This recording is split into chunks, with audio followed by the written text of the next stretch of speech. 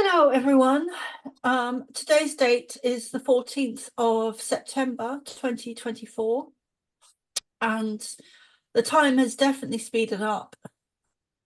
It's already September, and it'll soon be Christmas around the corner. I can't believe how quickly this year has gone.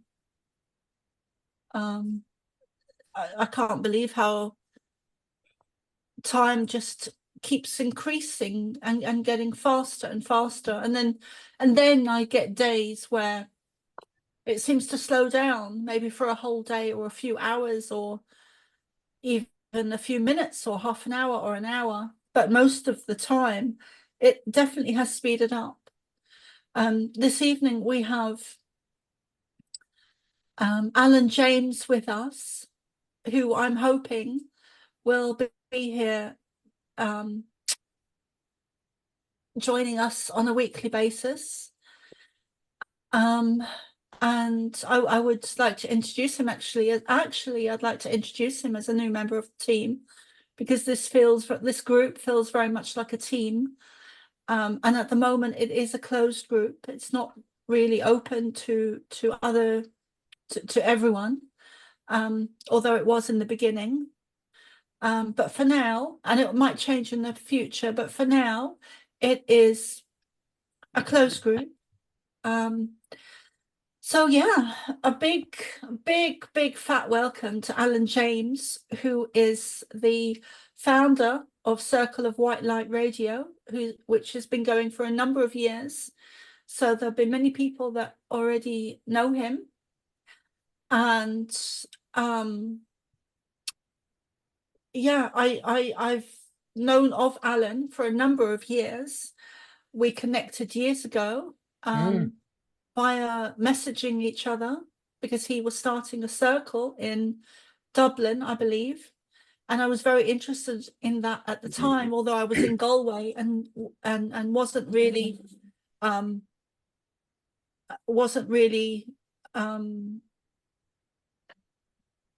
traveling very much at the time. So I stayed within my local area of Galway, so that I never went to his circle. But yeah, welcome, Alan.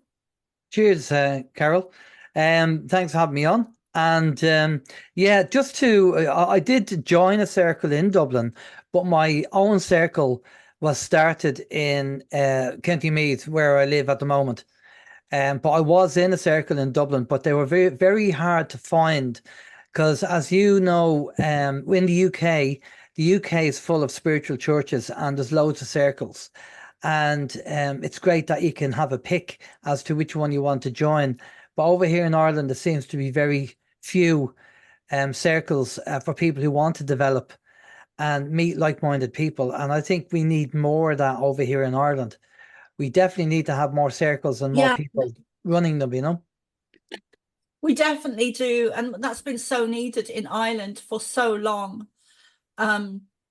The England is and Scotland are very blessed and I've been very blessed in being able to train with some very good mediums in the UK and in Scotland through the spiritualist churches, which normally just take a very small donation of £5. And Michael will be aware of this as well, because he does attend the spiritualist churches. But they are a great way, an absolutely great foundation for people to learn and develop mediumship, which I did for so long when I was there. Wherever I was, I would always be part of a spiritualist church. And yeah, we don't have them in Ireland, not like the UK, which is such a shame, but that is down to religion. Yeah. So I was just going to say, for people who are probably not familiar, in the UK, there's the majority of the churches are probably SNU, which is the Spiritualist National Union. But I have to say, the services that they run are very similar to the religious service in some ways, not in every way, but in some ways. If you, however, live near London and you live near Slough, I do recommend people go to Slough Spiritualist Church because they're not affiliated with the SNU, and they, at the time I was over there, had a brilliant service. You know, instead of having kind of very boring hymns and stuff like that where people weren't familiar with, you'd actually go in and they'd say, right, we need to raise the energy in the room. So they might put on a bit of Bob Marley or The Police or Bon Jovi or something, whatever it took to get the energy raised. And it was brilliant because everybody was really in a great mood with the energy of music that they could relate to. So that's the only thing I found with the difference between the SNU and churches that went their own way and didn't affiliate with the SNU. Now, it might be different now because that was a good few years ago, but just something for people to be aware of, you know, if they're thinking of joining. But I would recommend find out where your local spiritual church is anyway, for starters, if you feel drawn to the spiritual side, and then take it from there and contact the local church, and maybe they already have a resident medium and a circle leader, and they will probably talk to you privately and find out, you know, why you want to join the circle, as happened me. And then if they accept you in the circle, then obviously go from there. Yeah, and that they are a great way to develop. I think I would have been really lost without them when I was because so I joined the local spiritualist churches when I was in my early 20s. I think I was about 23, maybe 20, 23. And then then I left the UK in 2009, and I moved back in when was it, 2017, I think, and then moved back to Ireland in 2019, 2020. So all the time, all those years, I was always in a weekly group. Sometimes I would even go 2 or 3 times a week. I was so it was a great way to develop. And then I got into Buddhism, and then I got into shamanism.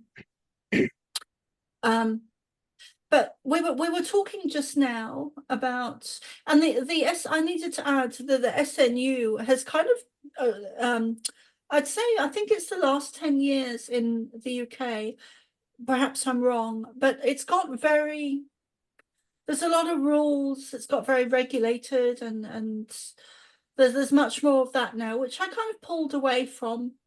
And I remember signing a form, which I didn't agree with at the time. I thought to myself, I don't agree with this, but I signed it anyway. Because I had a choice of sign it and be part of that group, or not sign it and not be part of that group. So God bless me, I kind of lied as I was signing the form, because on the form it says that you kind of lied to myself, really, and them, because on the form it says that you are you become a spiritualist, and I'm not sure, I can't think of the word for it, but you adhere or admit that you are not part of any other religion or association. And at the time I was thinking Buddhism and also shamanism, which is a recognized religion. And then I was thinking, but I'm not, I'm more than just into spiritualism. But I signed it anyway. So it kind of went against my principles, but I had this decision to make, and I chose to sign it. I guess to people please as well, Yeah, see, I think you're right there, Carol. I think there's too much red tape. Speaking to a lady who used to be in my circle, who did go down the SNU route, she was doing these workshops, which you had to sign up to and pay for, in the SNU, and you had to do X many hours for this, and X do this, and X do this, and at the end of it, you become a medium. And you know, at the end of the day, we all know it doesn't work like that. There's no certificates in the spirit world. Okay, it's all about your practice and your dedication, and your spiritual muscle is a muscle. And if you don't exercise that, then it's that simple. And I always say to people, look, there's professional footballers in the world. Some people are Diego Maradona, and some people are maybe a third-rate footballer who's a professional, but he'll never be a Diego Maradona, right? So there are good mediums, and are very, very good mediums. There's also bad mediums. And this is why the one of the things that I was taught over in the my development circle is the process of Sept. And I think everybody, spiritual and otherwise, should be aware of this, because this will stop you being basically, conned.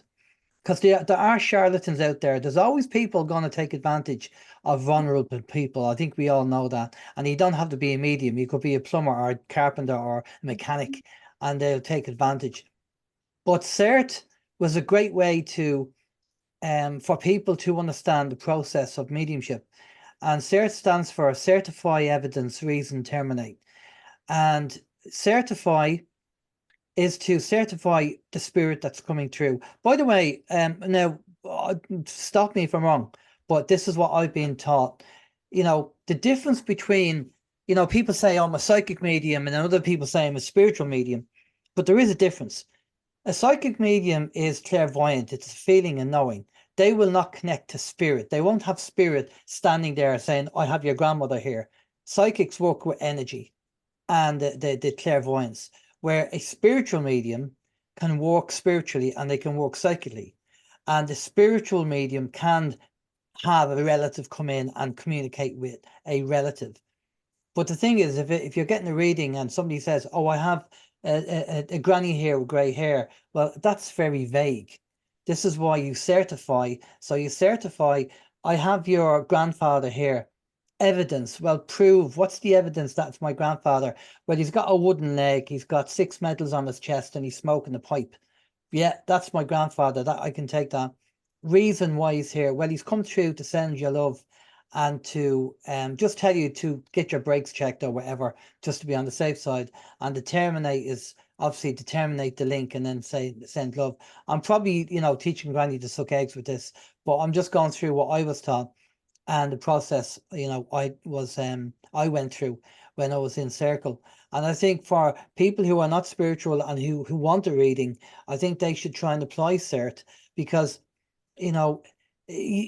vagueness, I mean, Paul McKenna proved it, that he's not a medium, but he actually, not Paul McKenna, who's the other guy, Darren Brown. Yes. Darren Brown actually did readings for people, and they really believed he was a medium. And he said, I'm not a medium. He said, I'm just doing cold reading. So when they start telling you things that they wouldn't possibly know, I mean, really things they wouldn't possibly know, then that's when you kind of have a good idea that the information's coming through. But look, this is why it's always good to go on word of mouth and recommendations. And that's why it's probably the best way for people to do it, rather than going in cold calling and just ringing up a medium who they don't know and there's no recommendation for. But yeah, sorry, I'm gabbling on there. No, that's okay, Alan. So Could I just point out, you haven't mentioned the greater world, the Christian Spiritualist Church, of which I am a member. It's not all SNU.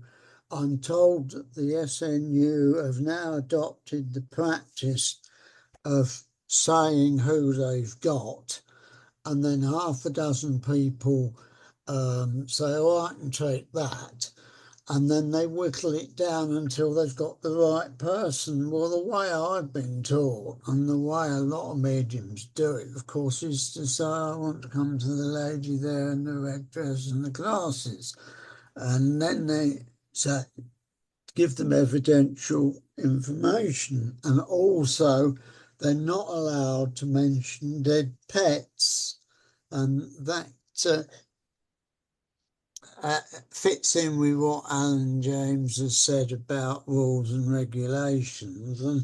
But in the Christian Spiritualist Church, if a medium wants to go the way of saying who they've got and can anybody recognise it, well, okay, but the way that a lot of people, including myself, work is to, as I said, to come to a person, and we think that's a better way of doing it. And if a black and white cat appears, well, then why not say so? You know, I've heard some SNU mediums say that they've been told. Margaret interrupted me. Say that they said things in an SNU church which contravene some rules of the SNU, and when they're taken to task, they say, "Well, that's what Spirit gave me. What do you want? Do you want me not to give it to them?" And of course, there's no answer to that. So I would draw the attention of this group. Now there's a cat interrupting us. To the greater world Christian spiritualists. It's not a traditional Christian church, I must admit, but at least it follows. Sorry about the cat. At least it follows better principles in my way of thinking. So I just ask you to remember them as well. There are independent spiritualist churches, and some of them are quite good. Yeah. Some of them are quite bad, I must say. As Alan has said, it's much of a muchness, because if they're not affiliated to an organisation, they tend to be run by one person, and it becomes that one person's church. So you have to be very careful with spiritualist churches. I won't talk about what I've heard about some of them, but well, I couldn't really. It's not fit for repeating. But so you do need to choose a spiritualist church very carefully. Yeah. I agree, Michael. Number one, I totally agree. You should, if you're getting the information through an animal or pet, or confirmation that, you know, a pet has died maybe, and the medium will say, you know, well, I have a dog and it's kind of a golden retriever. Can you take that? And they go, yeah, my granny used to have a golden retriever. Yes.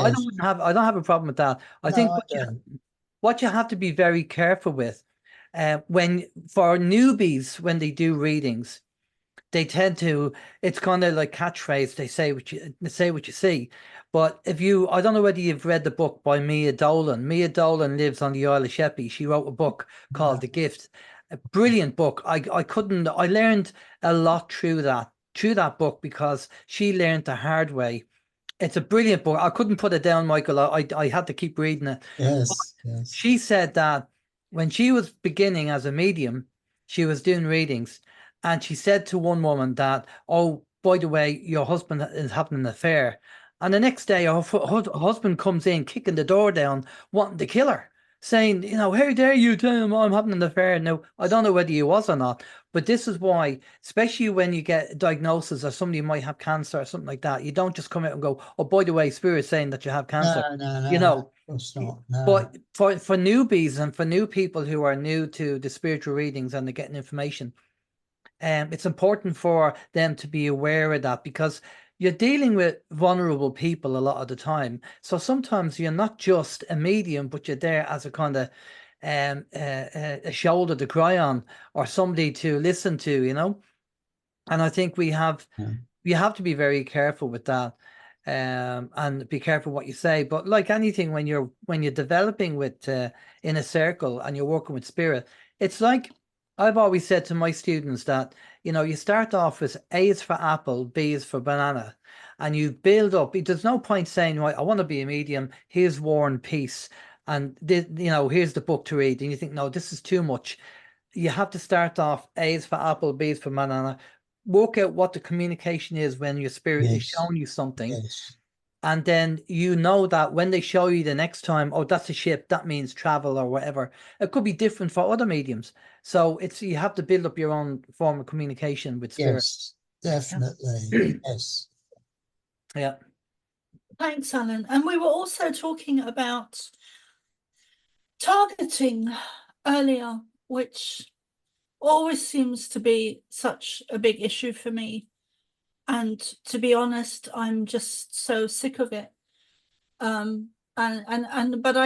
I've part of me has come to accept that it comes with the job and the territory and my mission of what I'm doing, which is part of my mission is very much to be a channel for the Pleiadians, but that is not all love and light. You know, it's hard going sometimes, most especially when I'm under attack, which when I began to consciously channel the Pleiadians in 2009, I think it was, maybe 2010, I was given a leeway of a couple of months without any, I think it was a couple of months, it might not even have been that looking back, but it felt like a few months. And I was very, very, when I consciously started to channel them, I was very, that's all I was doing. I didn't have anything else going on, except I was growing vegetables, and I was living in Lewisburg in County Mayo, and I was on the beach, and I had just left my first husband, and which is a whole other story, as Dennis knows, but that's not public. And I left my husband, and I was thinking about what I wanted to do, and I decided I wanted a house on the beach. That's all I wanted. That's all I focused on, and I got it. I saw an advert in the newspaper, house on the beach. So I applied and I got it, and then I really had time to breathe, go to the beach, because it was a minute walk.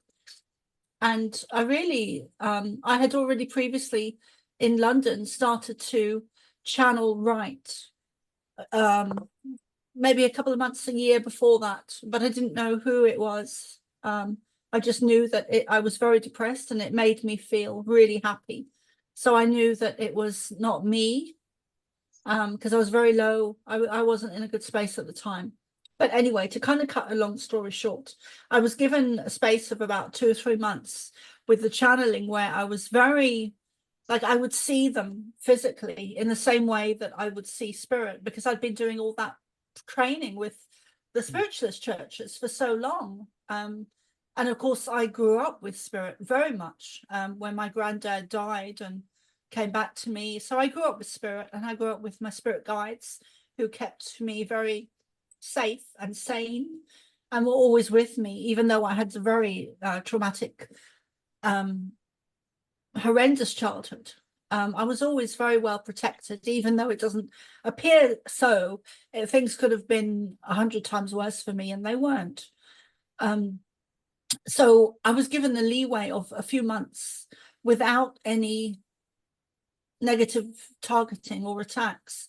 And then the first attack I had was probably one of the most serious that I've ever had, where I was raped on the astral plane by a guy who let me know that he worked for the CIA in America, and suggested through a chat in Facebook Messenger that we jokingly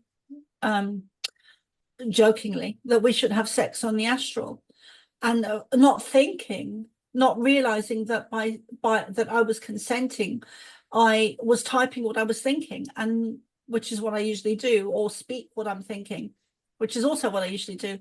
Unbeknownst to me, that I was consenting by typing what I was thinking, because I was thinking, oh yeah, sure, whatever. And that's what I wrote, even before I was, even before I'd said to myself, Carol, don't type that. so of course I'd consented, and then that evening he came and raped me on the astral plane, and I knew it was real because in the morning I was internally I was very sore. So it's not all love and light. There's a very dark, there can be a very dark negative side to channeling and to mediumship, in the sense that we're targets. And there is voice to skull technology, and which I've also experienced quite a number of times, which is very linked, I believe, very linked to the CIA. And I've experienced that. I've had quite a few, I don't even want to call them spiritual experiences, but I've had quite a few etheric, perhaps, experiences with the CIA, where I've been aware of them, and almost like remote viewing, but with both parties being aware of the other. So I was aware of them and they were very aware of me. So I would call that more remote viewing rather than a spiritual experience, because there was nothing spiritual about it. It wasn't a positive at all. So I've had some of those experiences where I've been aware that that I'm not in the room by myself. And I'm also, you know, more visual than that as well. And then of course there's the voice to skull technology, which I've had, and lately that I've really begun to realize, more so than ever, that a lot of the targeting that have been getting lately is very much comes through technology, my laptop and my phone, and it's very targeted, and it's frequencies. So I don't know, Alan, and also this is for the group as well. Do you want to? Is there anything you'd like to speak to that, Alan? And because I know that. Well, just two things I'd say. I was attacked twice on the astral, and one of them was satanic. So I've been there, so I know what it's like. But on the TI stuff, I learned about TIs back in my old radio show, Open Your Mind Radio. Sorry, Alan, for the audience, what is TI? TI is targeted individual. And it's when an individual is targeted for different reasons. Sometimes it's experimental, and sometimes it's because they could be exposing too much information, or they could be on a spiritual path and exposing too much information on that side. So they will be targeted, and they mess with your head as well.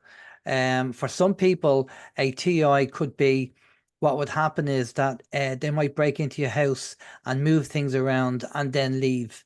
And then you'll come into your house and you'll realize, you go, I didn't leave that there. What's that doing there? And they start messing with your head because you think you're going mad, you know, and your friends and family are going, don't be silly. No, nobody's breaking into your house. But this is the type of thing they do. Also, gang stalking. They can get people to kind of stalk you and to follow you and to call you names and all that kind of stuff. So they have various methods regarding TI. Now, back in, I don't know what year it was, probably 2016, 2015, something like that. I interviewed two guys who were targeted individuals, and they both trained myself and my co-host on how to scan people for microchips. And I have the technology here with me. It takes about 45 minutes to scan for microchips. And I have footage of kids and adults having microchips implanted in them and haven't had them removed as well. But technology has moved on in the last 10 years, and now they don't really need microchips. They have nanotech, and they put it in vaccines, as we all know. And then one of the things what happened with COVID is, for anybody who knows IT, all hardware equipment has a thing called a MAC address, right? It's a unique address that all hardware has.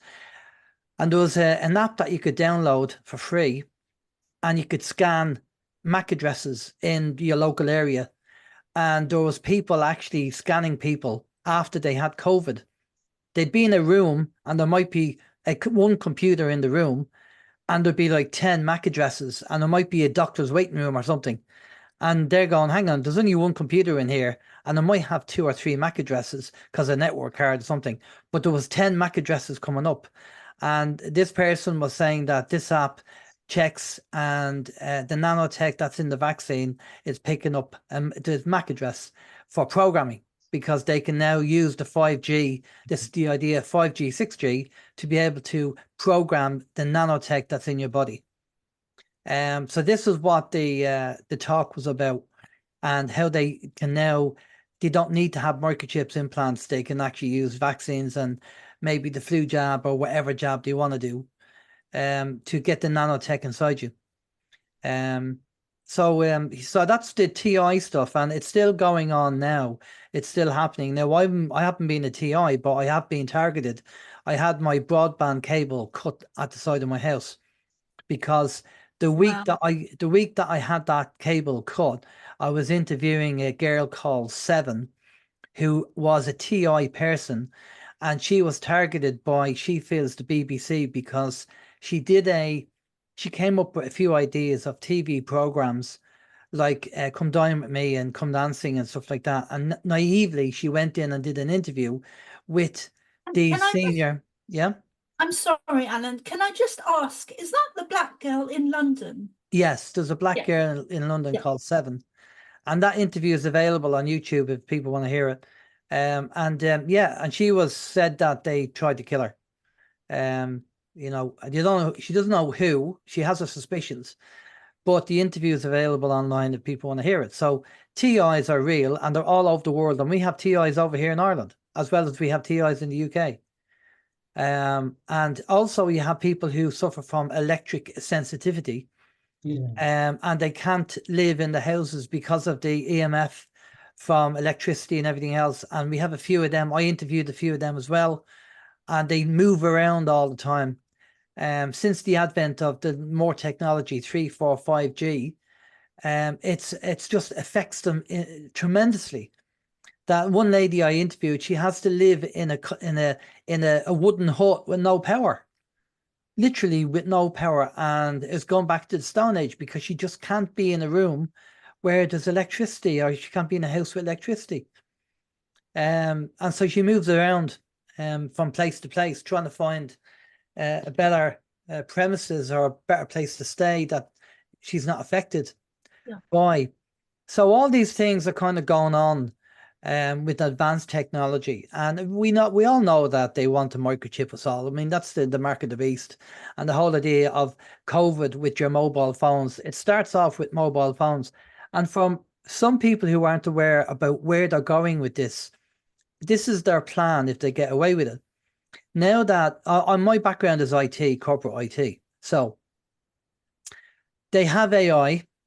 And they have the ability to fake your voice. Photoshop developed a program that they can record somebody's voice, and they can actually type, I'm looking for a mortgage account, and they can take your voice, copy your voice, and have your voice saying stuff like that on the phone. But we also have the AI as well. I've used AI in numerous ways to see what it's like using it, the technology. And everything can be fake now. It's you could have President Obama, turned around and saying that we should bomb, the UK or something like that, and they can do this deep fake technology. But the whole thing about this is that banks will turn around and governments will turn around eventually and go, we can't prove that it's you. So the only way we can do it is if we put a chip inside your hand. And that way, when you come to identify yourself, we know it's you because you'll have the chip. Otherwise, you could be anybody. It could be a deep fake, or it could be audio. Sheila, turn your camera off because we're recording. Thank you. Sorry I'm late. That's okay, darling. So this is the kind of technology they have, and this is where they want to go with this. And so the whole idea of the mark of the beast will be, you won't be able to buy your food, or you won't be able to go in and register or take money out unless you have something in your hand that they can prove it's you. That's the excuse they'll use. And of course, the mobile phone was the tester, because everybody had to have their vaccine identity, digital ID on their phone to prove that they had the jab. So they wanted to see how acquiescent people were in the world regarding COVID. And that was a tester. So, Well, so there is something I would like to share with Alan. I'm not sure if I think all of you know it. Michael definitely knows it because he was on the phone to me a few years ago. Well, I was on the phone to him a few years ago. And I'm not sure if Dennis knows it, but he will in a minute. But a few years ago, I was living in Portsmouth in the UK, and I'd gone to do a talk in the UFO Academy in, I think it was Oxford. What? And that's Watford. Sorry, Watford. Yeah, sorry, it's Ben that lives in Oxford. And I have a few stories around that, but I've one in particular that is coming to mind that I wanted to share with you and Dennis. And I was going through targeting at the time, and I lived in Portsmouth, and I was in a social housing in quite a large complex where they had 3 large apartment blocks, and then they had one humongous communal garden. And I was talking about the garden the other day to Alan when I started to reconnect with the Pleiadians at the time of COVID. But anyway, I was going through a really bad scenario of targeting at the time, and sorry guys, I'm quite close to tears. I feel quite sad this evening. Because of all the targeting, it's really taken its toll on me emotionally, but also physically, because my energy does get targeted, where I've just got no energy. And I was very ill at Christmas, and I'm kind of just ranting on now, but I was very ill at Christmas, and I think that was due to the targeting. So I'm very much about finding solutions, which I'll go into, you know, after I share this story. I don't like using the word story, but situation, where I was heavily being followed and targeted, and I was being watched from my window.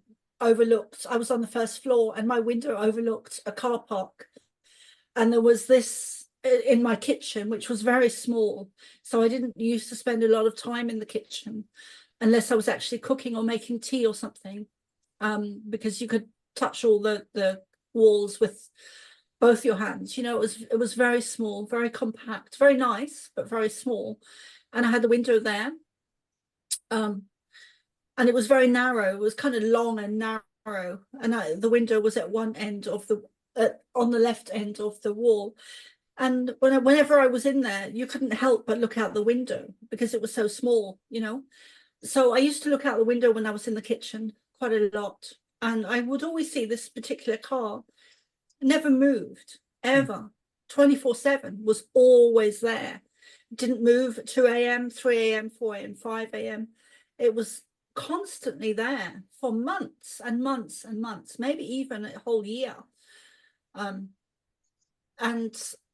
one day I never saw anyone in it, except for one day I saw a guy I think it was to the right of the car, and the car was facing me. And he looked up at the window, and he looked at me, and I looked at him, and that lasted a couple of minutes, which was, you know, very obvious to me.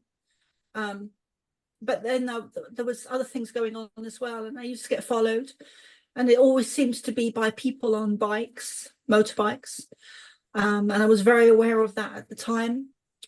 And then I was on the phone one day to Michael around this time, and to Michael that's here with us now, and Michael's a very good healer, and I met him at the UFO conference talk that I did in Watford. And so I was talking to Michael about being watched and followed. And then the next day, would you believe it or not, because I was in so opposite my apartment building, there was an Asda, and in front of the Asda, in between me and the Asda, there was a huge wall. So the sound used to bounce off and come back towards my building. And one day there was and it was very much like that. It was a very built up area, but you could hear everything outside when you had the windows open. So the next day after, because I was telling Michael about this, and I was telling him about the guy in the car park and the car and being watched and followed and all of it, and everything else that was going on as well. I can't remember half of it now. And then the next day there was two guys that walked outside beneath my window, and they were talking, and I could hear them very clearly. And they said, yeah, but she got the wrong car. Yeah, but she got the wrong car. And that's what I heard them say. And I was just, my first thought was, gotcha. Because there's no way on this earth that was not directly connected. Yeah, but she got the wrong car. So that's just something I wanted to share with you guys. And I wanted to ask Alan, is there anything, because I know that I'm one in a million of other people that also get targeted. So I wanted to ask Alan, like I'm just really low, quite low at the moment, and sad and fed up and annoyed, and therefore I'm going to be looking for more solutions and more powerful ways to protect myself, because I this is my mission, this is my purpose, and it doesn't really matter what happens to me, even if they do end up taking me out. I'm going to die doing what I'm meant to be doing, which is this, and the channel, very much part of the channeling. So, and excuse my French, but I really don't give a fuck what they do to me, because there'll be 30 people, 100 people to take my place. And it's very much to do with ascension and the huge shift in humanity's consciousness. So for that reason, I know that there'll be 100-fold people to take my place. So it doesn't really matter if they take me out or not. But I think we need to be looking for new solutions and new remedies, because they are they've really upped, the negative agenda has really upped their game since COVID. So there is more attacks, there's more targeting, there's more technology. They're way in advance with their technology. And I've also been succumbed in the past, unknowingly at the time, to I've been channeling the Pleiadians for a number of years, and then an energy stepped in that I thought was Pleiadian and wasn't. And since then, I've very much learned to be more cautious, to really establish every single time before I channel that it is the Pleiadians, and I have certain ways and secret ways that they show themselves to me, that that I won't release publicly, because then quite obviously it could be infiltrated. But they give me secret signs, or they give me signs that I haven't made public, except for a few close people that I know I can trust. So is there anything that you'd recommend for people to help, especially channelers, I guess, people that are, and star seeds, and people that are sitting ducks or sitting targets? So there's a couple of things that I could recommend. When we first start looking at TIs and when I started speaking to TIs, there wasn't really any solutions around at the time. I thought, there's not, what can you do? They're targeting you and there's nothing you can do. But actually, in hindsight, now that a few years on, there's a couple of things I'd suggest, and it's a case of try them, see how you get on, and check them out. So there's a number of ways they'll try and attack you through a TI process. It's either going to be physical or spiritual, isn't it? It's going to be, and it could be both. So from the physical point of view, they can use they can do what I said earlier. Sometimes they'll break into somebody's house, move things around, and then leave. And then you just think you're going mad because you just, your friends and family just think you're losing the plot. Don't be silly. They'd never do that. Yes, they do. That's part of the whole idea, to drive you nuts. The second thing to do is, as I say, gang stalking. You just have to be careful of that, because then they use people to actually attack you, and verbally and maybe physically. Hopefully that hasn't happened. So just once you see, awareness is half the battle, right? If you know the magic trick and how they do it, then it takes their power away, because you know what they're doing and how they're doing it. That's half the battle, knowing the difference between covert and overt surveillance. If somebody is outside your house 24/7 and you don't know they're there, they can stay there 24/7. But as soon as you know they're there and they know you know they are there, the game is up for them. So half the battle is knowing the magic trick and knowing what they're doing and how they're doing it.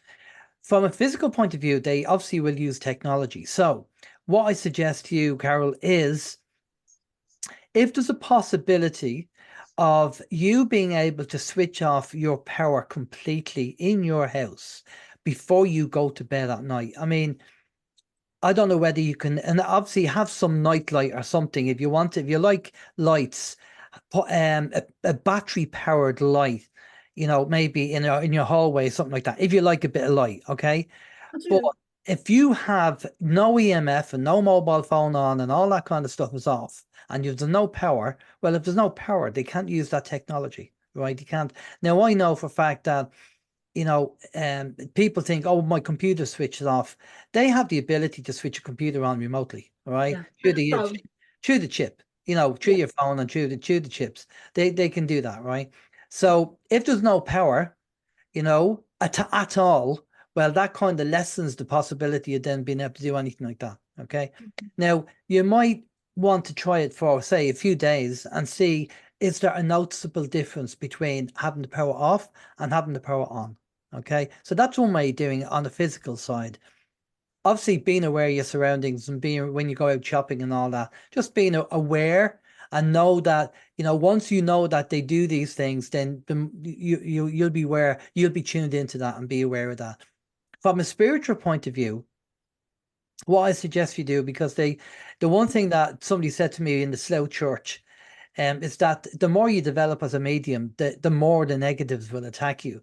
And she said to me that when she didn't want to say anything to me, and then she realized how much I knew about what was going on, and then she opened up to me. She said, I see these entities standing at bus stops and standing at traffic lights, and I mean, when your energy or your vibration, your frequency is very low, drink drugs and all that kind of stuff, they will jump in. Okay. And there is a reason, apparently, I was told, why the smoking ban came in, because they actually don't like smoke.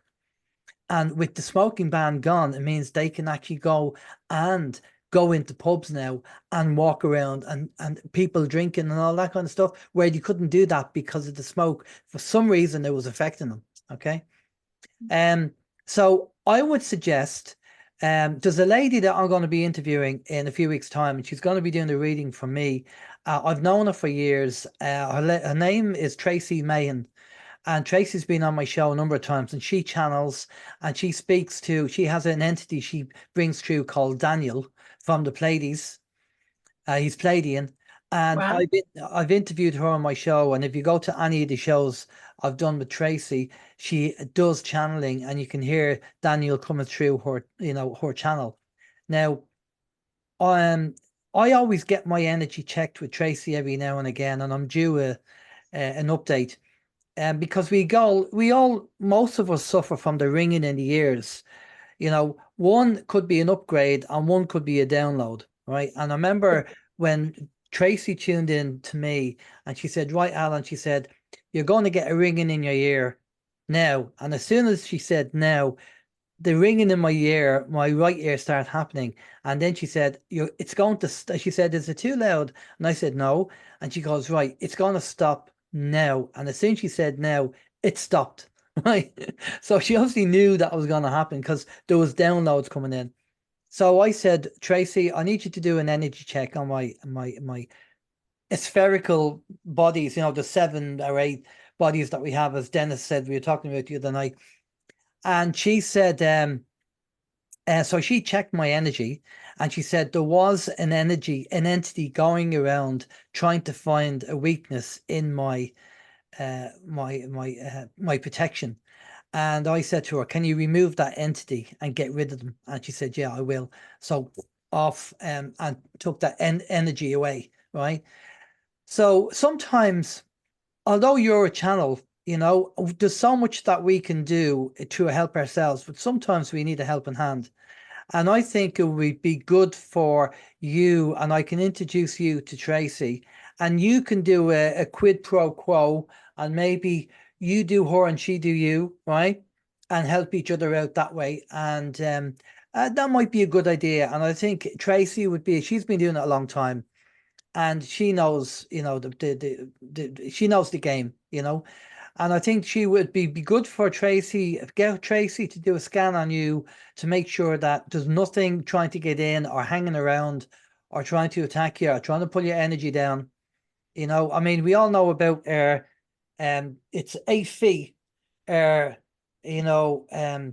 field. Auric field is 8 feet. And of course, we go into a pub and we're rubbing off people all the time with auric field.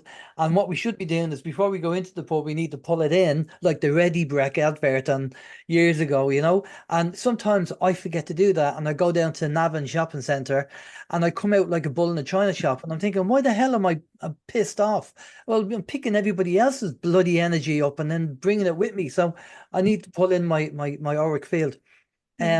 So I think that would be a good thing for you to do. And I can, as I say, do the intro, and there'd be no harm for Tracy to do that. And she can channel, if you want, she could channel, but she can do a reading for you and check your energy field. And I remember one reading she did for me, there was a little girl hanging around behind me in the chair, spirit. And I said, well, who's the spirit behind me? Who is it?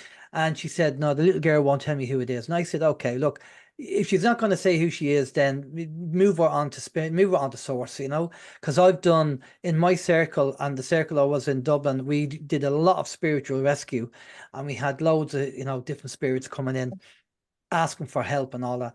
So, yeah, I think that would be the way forward so from a physical point of view, your awareness of being a TI, and obviously what they do, and obviously with the power, maybe try that for a week and see if there's a noticeable difference. Okay, with no power, no, that means they can't use computers or phones and all that kind of stuff. Switch off your phone, obviously, and do your TV, everything, all power's gone. Yeah.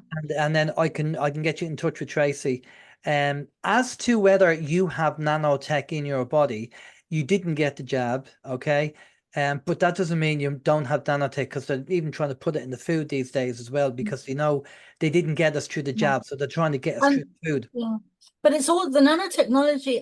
In my understanding, is also in the chemtrails and the things that they're spraying from the skies. Yeah.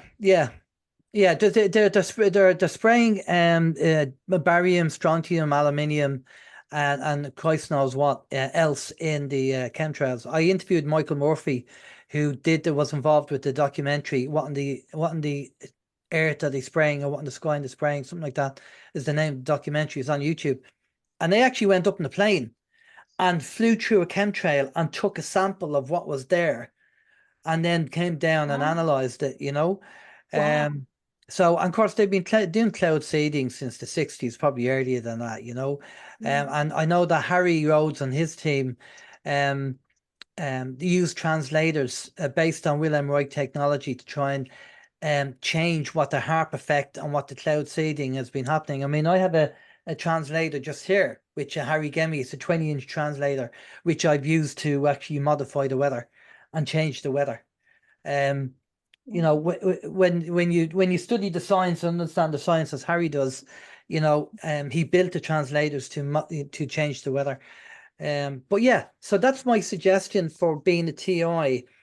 Is they're the things that I would suggest. Thanks, Alan.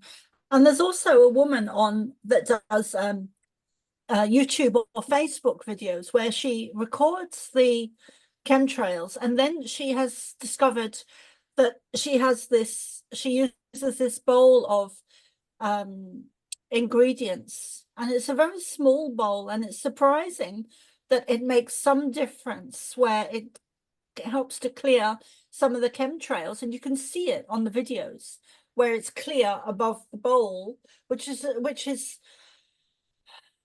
surprising. I find it very surprising that this tiny small bowl of ingredients, I think it's vinegar and some other things. I don't know if you've seen the video. No, but I was going to say vinegar is involved in it. Yeah. Yeah. And so that is surprising. I was even thinking of trying it myself. But it's surprising how such a small bowl, like a cereal bowl of ingredients, would have such an effect. But you can actually see the effect it's having on the sky above. So I think I might try that. And I have, the last couple of weeks, maybe month, I have started to turn my mobile phone off when I've been sleeping, and that has made a difference. But and because I'm renting here and I'm sharing a house, I think secretly I might start turning off the Wi-Fi at night.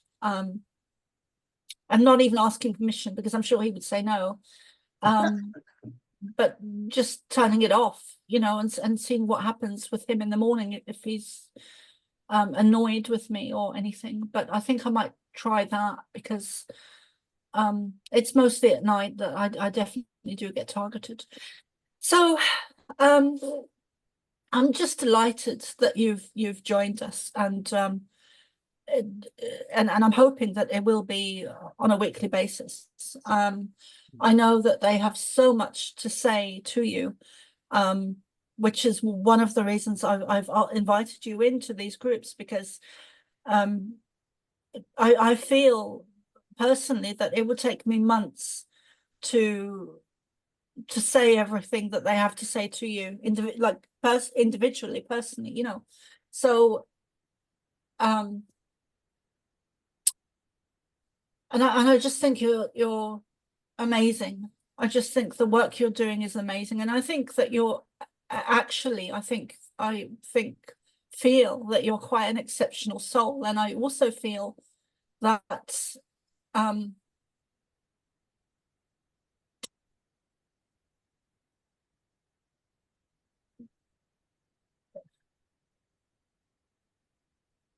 that the things you have yet to discover about yourself that will surprise you in a very positive way, to do with past lives and to do with who you are on a soul level. And I also feel that you have a very, very strong connection to the Pleiadians. And for some reason, we keep losing Sheila.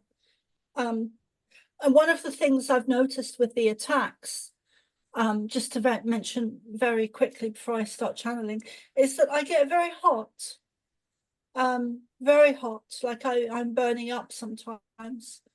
And that's been very much the last couple of days as well.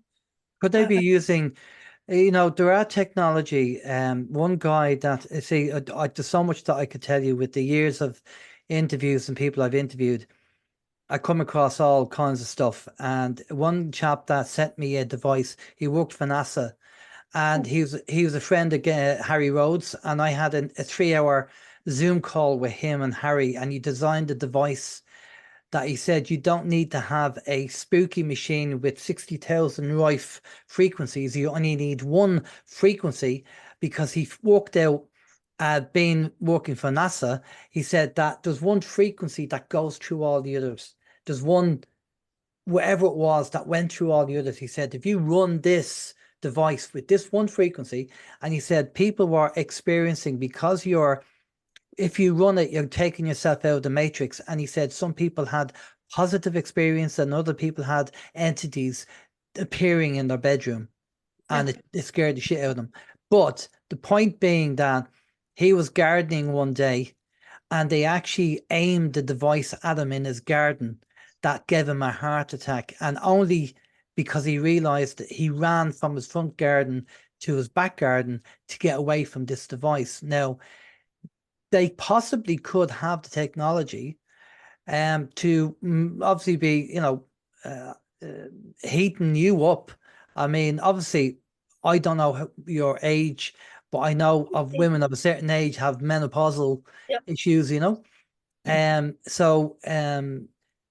but they would have different I'm 97. Yeah. See, so the trick is, right? Always trying to look younger, right? But the best thing when people say, "How old are you?" I'll go, "I'm 86." God, you look great for 86. So you have lie about your age, but they may have technology. As again, just be aware, keep an open mind, and you can say, well, maybe they do, maybe they don't, but entertain the possibility that might be another kind of attack using some advanced technology and why you heat up. But remember also that Wi-Fi, your microwave cooks food, and the whole idea that it heats the water molecules in the food, and it works on 2.4 gigahertz, and your router works on 2.4 gigahertz. So you're being cooked by a router with non-ionizing radiation 24/7 if you have it switched on. Yeah. Right. So that's why all my equipment here, my PC, my computer, everything's hardwired here, Now I do have Wi-Fi on because my son needs the Wi-Fi, but I've set the power so low you have to be practically sitting on top of it to use it. So there's ways and means of getting around these things, but there you go. Thanks, Alan.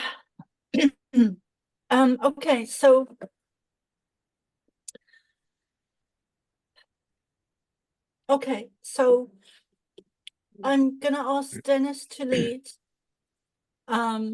with perhaps even more than usual, with more protection. Sorry, I'm gonna sneeze.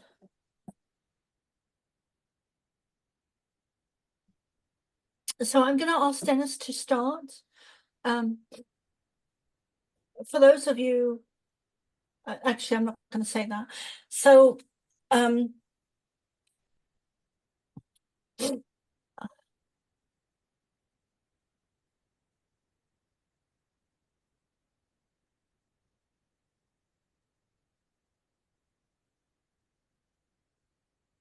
Okay. oh, hold on, So- hold on.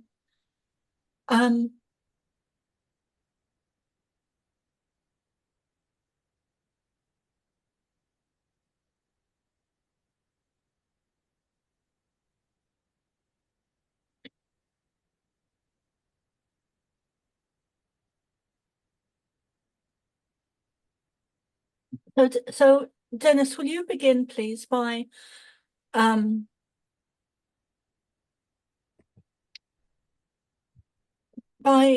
doing some very strong, powerful, protective prayer, not just for me, but for everyone in the group and for those listening at a future date that are targeted, and have the voice to skull technology.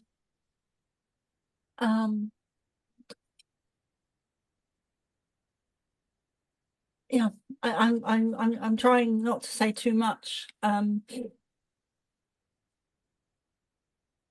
So yeah, if you could please start by doing some protection and the I am prayer, and also the other one as well.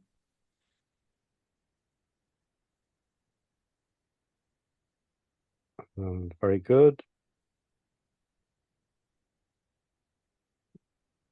Okay. So I will invite people to center themselves, contact with their And if you could all please put yourselves on mute. very good. Invite people to contact with their inner self. We are spiritual beings having a human experience, not humans having a spiritual experience. And so we are, in essence, we are spirit, we are immortal, we are fractals of source. We, in essence, are connected to all love, power, and knowledge. So to center, just take some deep breaths. Breathe in through your nose. Hold the breath a moment. And breathe out deeply. Do that cycle 3 times.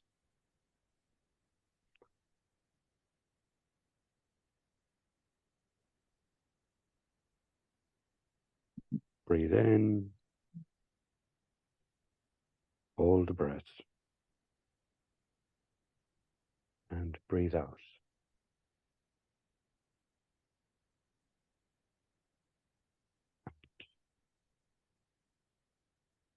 Breathe in. Hold the breath. And breathe out. And in this moment of now, and in this stillness, you might put your hand up to the middle of your chest. And in this moment, you may feel that you sink into a peace. There is a stillness that invites you. And here you are, being with your true I am presence that sits in the bosom of Mother God.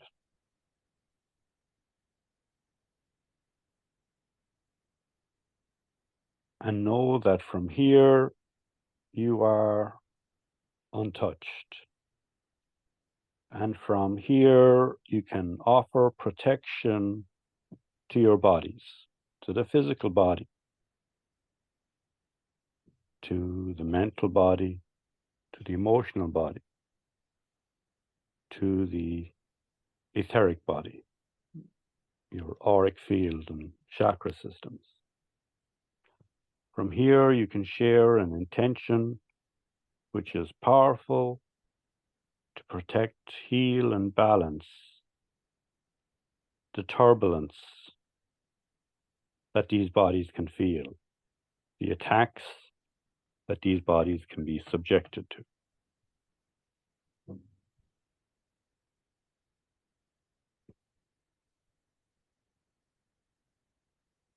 Know that in your I am presence, in your divine Christ self, as fractal of God, that you are a creator of your realm, a director and owner of your reality and universe. And with this partnership of spirit, you have great power. You are at cause to bring ease, healing, balance, and protection to yourself and all that surrounds you.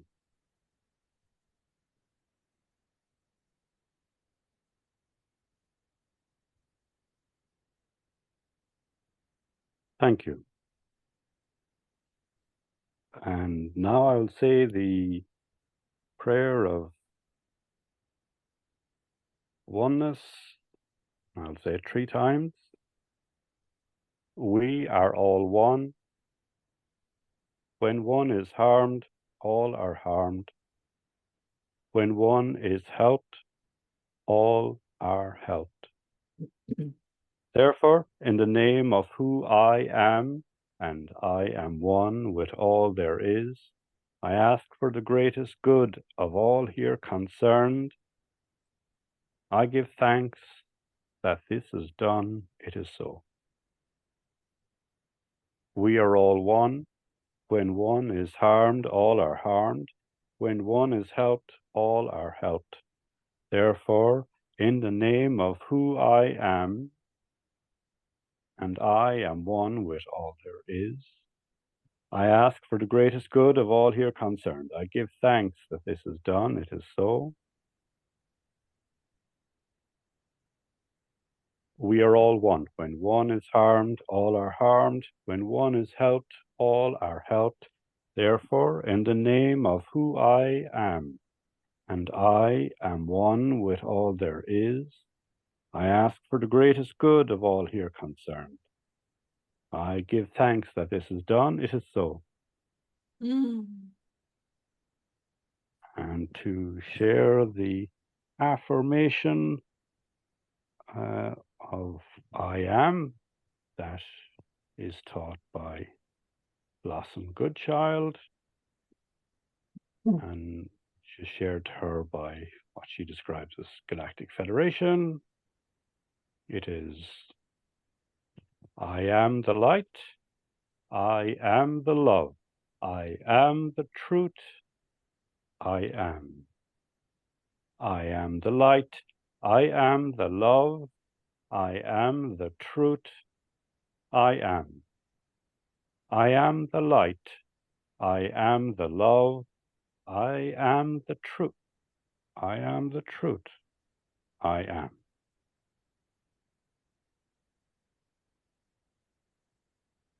All right. Thank you, darling. Sheila, your camera's on. Yeah, I'm having a lot of trouble with my computer. That's why I keep coming and going. I'm trying to, I keep getting all these messages about viruses and things. Okay, so I'm trying to get rid of it. Thank you.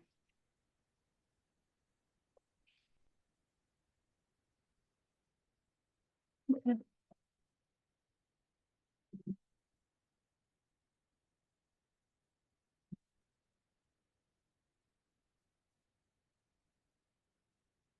Let us start with a meditation.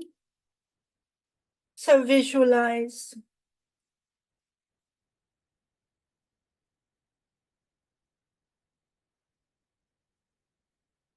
we would like to firstly say that we are delighted you are all here this evening.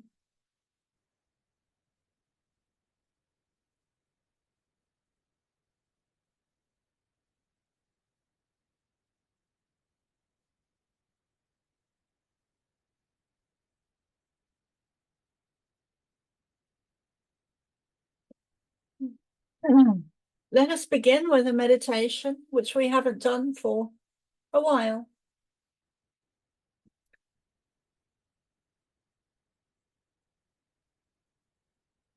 Visualize or see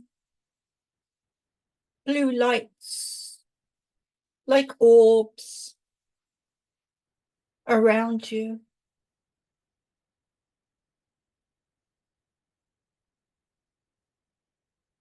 Hovering, swaying, circling,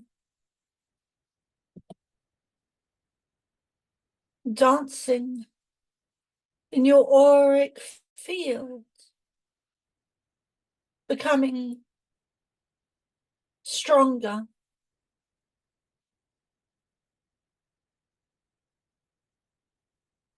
clearer, where you're more able to feel these energies that are us and represent us, dancing around you, drawing closer to your frequency, your vibration.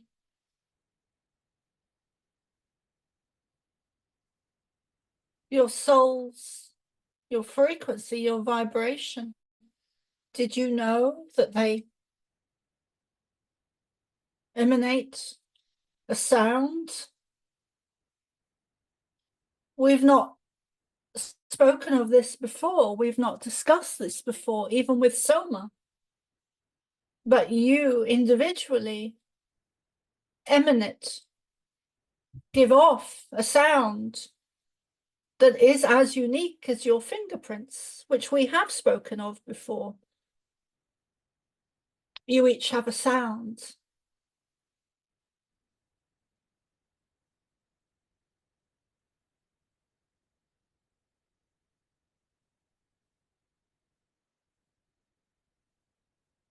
A frequency.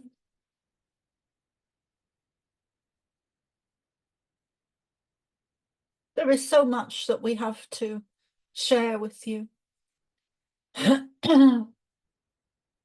And we just wanted to use that to give you a visual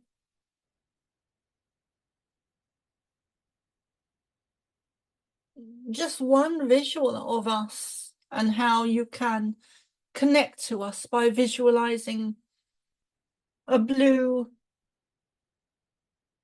orb is a good way to describe it, or a blue light, a blue energy. Archangel Michael is often described as having a blue light.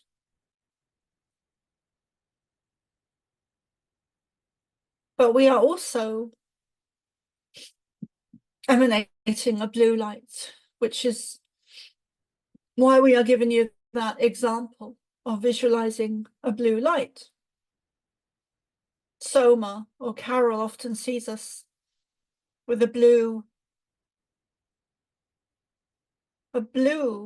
around us, which we do have. We do emanate a color. As most star nations or light beings or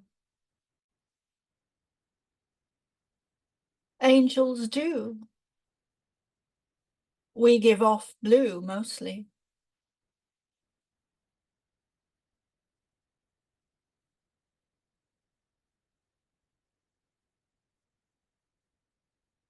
Humans often have very different colors or different an array of different colors in their auric field, which changes many times throughout their lifetime. And these colors represent different things.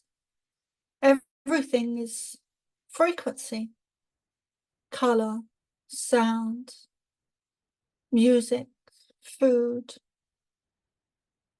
animals, plants, nature. Everything is made up of frequency and all contain color and sound on a more subtle level or levels.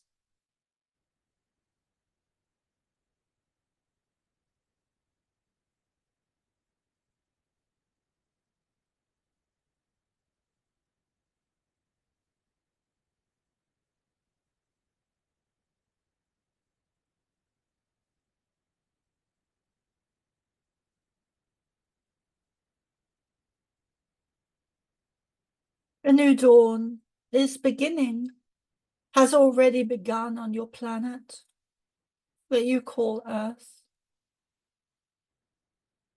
Some of you call Earth.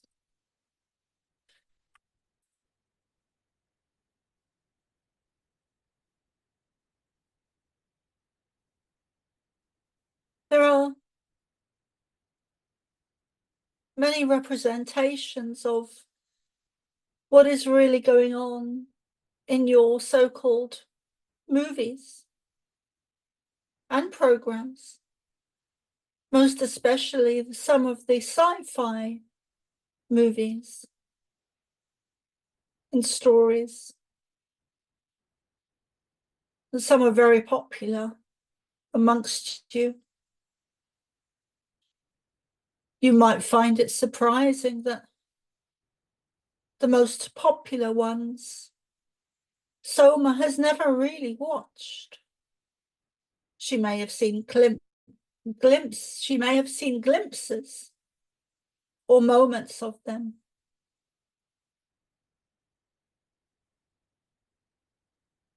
But there is so much that is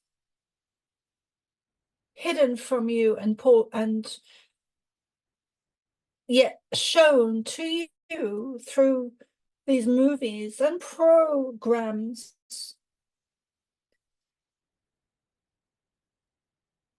We wanted to start off this evening with a lighter approach, covering some of the lighter subjects, kind of a tiptoe or a dance of gentleness and easiness, breezy energy, light-hearted, more than we normally have for this evening, given the energy that this one has been in. We feel her emotions,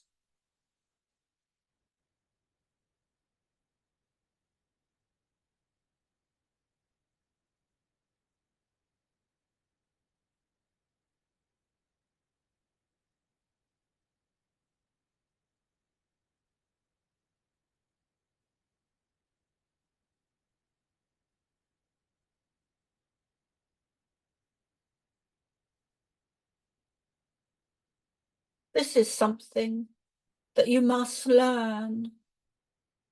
You must learn to, we are speaking to humanity as a collective. You must learn to protect yourselves against these attacks and targeting and technologies that are being used against you,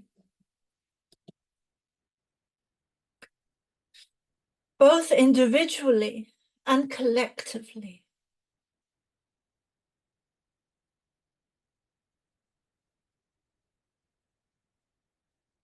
You are here because you are needed. You are here en masse to assist the ascension process. We do not need to go into that in detail now. You are already aware of it. The vast majority of you, or a certain amount of the majority of you, are aware. What we mean to say is that there is enough of you that are aware of this.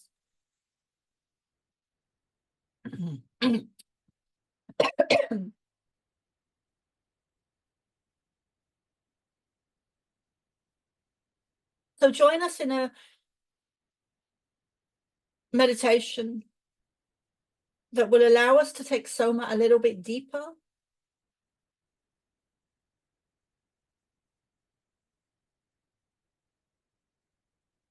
So visualize blue lights that we were describing just now around you. You can also visualize a beam of white light coming down, and this can be just above your head, or it can be hundreds of feet, thousands of feet above your head. Whichever you choose, it does not really matter. But it is a white beam of light coming down and fully surrounding you in our frequency of love. And visualize in front of you a great big tree. It can be any tree you wish. It can even be an etheric tree or an imaginary tree that does not even perhaps physically exist or physically exist. It can be a tree of color, of light, of a higher dimension. It doesn't have to be limited to Earth. It can be a tree that would look like or looks like it should be on a planet of a higher frequency.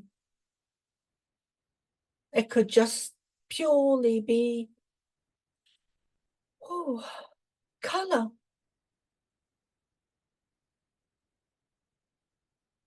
And put your arms around this tree and bow your head so that your forehead is touching the tree and your feet are touching the exposed roots beneath your feet. Thick, long, solid roots that are exposed above the ground, above the earth. And you can feel your feet. And you can feel in the middle of the soles of your feet, in a circular shape, you can feel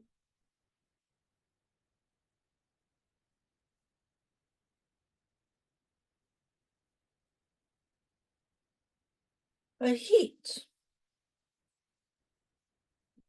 where your chakras are opening.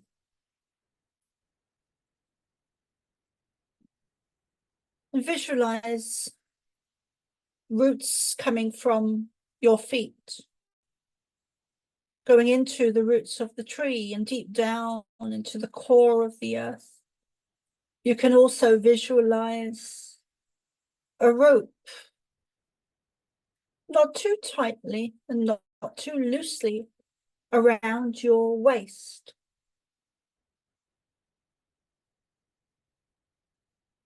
Knotted, but comfortably knotted, not too tight and not too loose. And at the end of this rope, there is an anchor. And it can be made of crystal, huge quartz crystal anchor, or it can have a huge quartz crystal attached to it. But it is a huge anchor, and you can drop it to the core of the earth.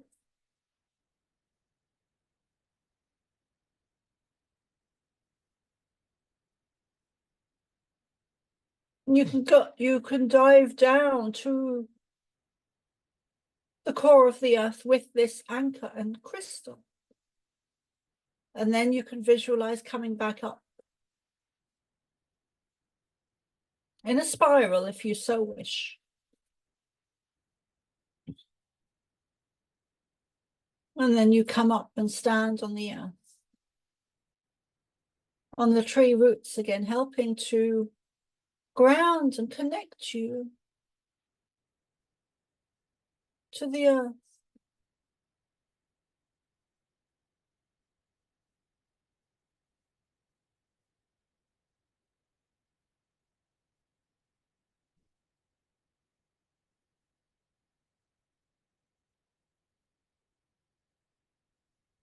You are in such a great time that we still cannot find the words, or Soma cannot find the words to describe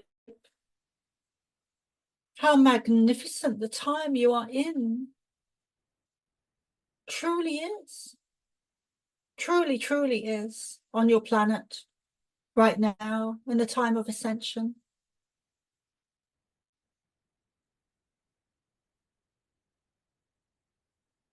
This ascension is not limited to Earth. It has far-reaching effects in every direction, everywhere, in every dimension.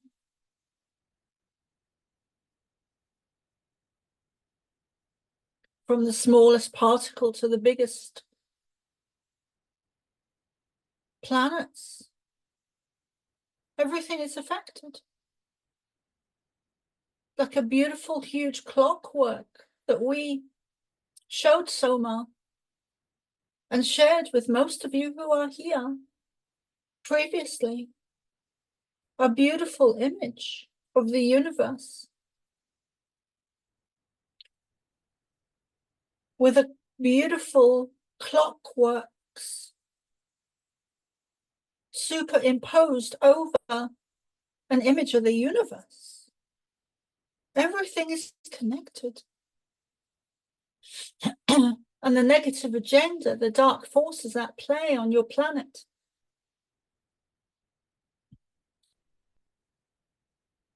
and those that are ruling them, that are not on your planet, and those that they work with that are not on your planet, also have their place. You can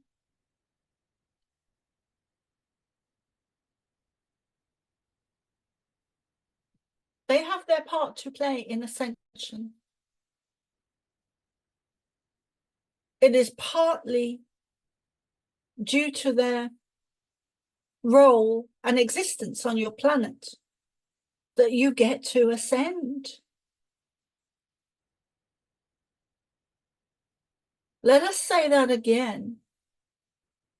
It is because of the negative agenda and their role and status and position on your planet that you get to ascend.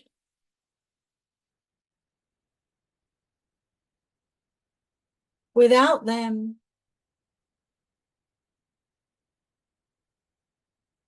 you would stay more or less where you are, and there would be nothing to achieve. You would not be in a space of evolution.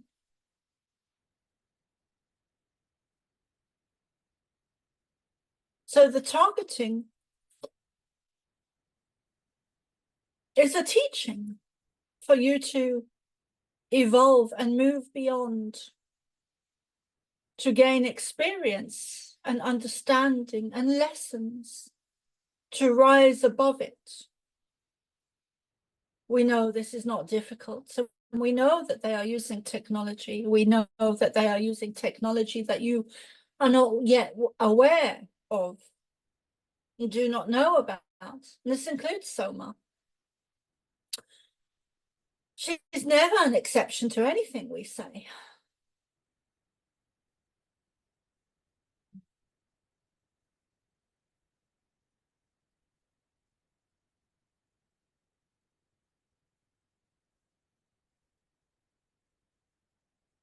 Now would be a good time for questions.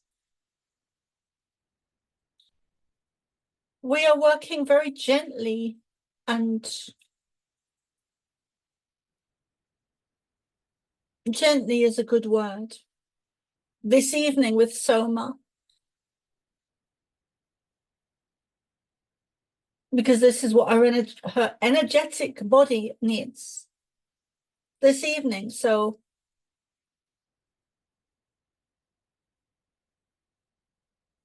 this is the way we are choosing to work with her this evening,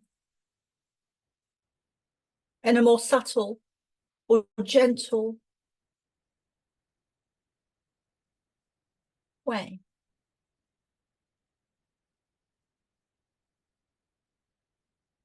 We will pause to give you opportunity to ask questions.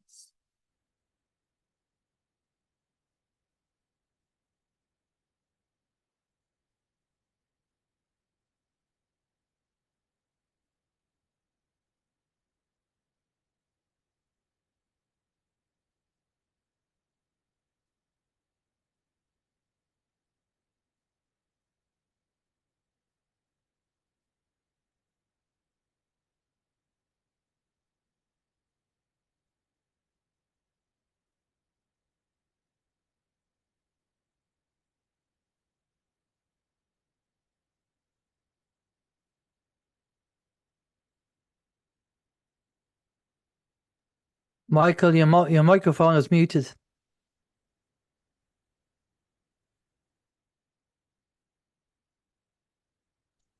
Right. I just wanted to ask about recent weather events, such as the heavy snowfall in Europe and floods again in Europe and in the Far East. Are these? What is the reason for the change in the weather that we are experiencing at the moment, which is causing us concern for the winter?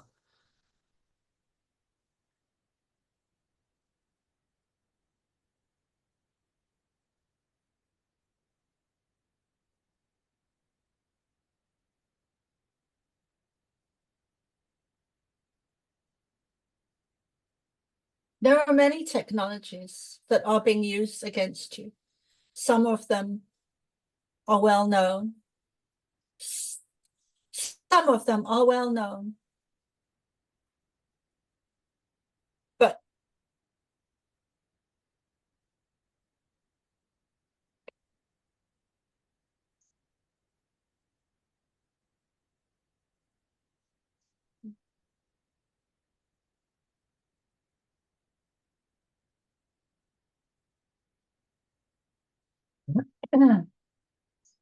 you have heard of HARP technology. There are technologies that you have not heard of.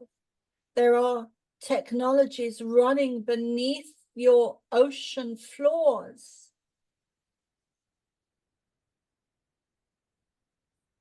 There are technologies running beneath your ocean floors that were installed when cables were installed,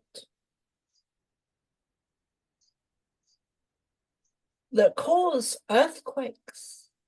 There are many different technologies that are being used against you, not just to create negative weather, not just to create snow, not just to create rain, not just to create storms, not just to create earthquakes.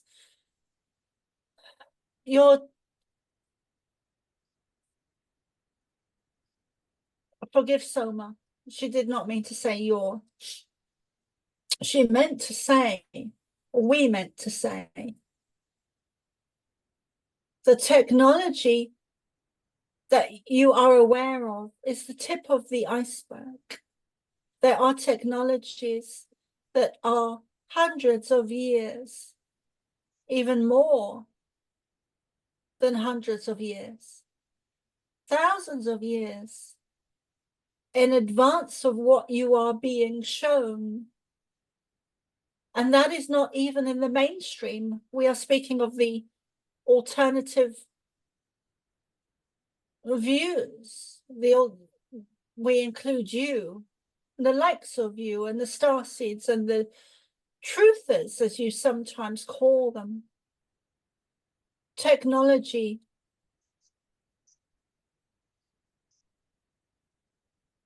that is in the hands of the negative agenda is way in advance of what you are aware of. And yet the ones amongst you, the starseeds, the light workers, the warriors, the mystics, the healers, the shamans are aware of these technologies, such as HARP, and we include bioengineering in this because that is a negative technology, or technology that is used in a negative, in a negative way. We include that as a technology. But there are many technologies being used against you to create war, to create famine, to create disaster, to create disease. These are technologies, these are weapons, nanotechnologies, various different technologies. Some you are aware of and many you are not. Technology is neither positive nor negative, depending on which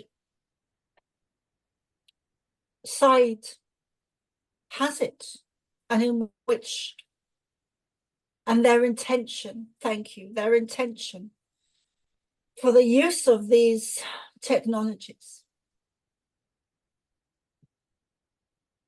Your weather will get worse. There is no doubt.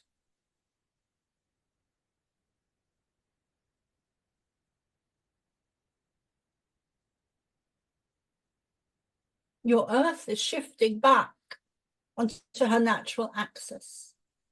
So some of these natural disasters will in fact be natural.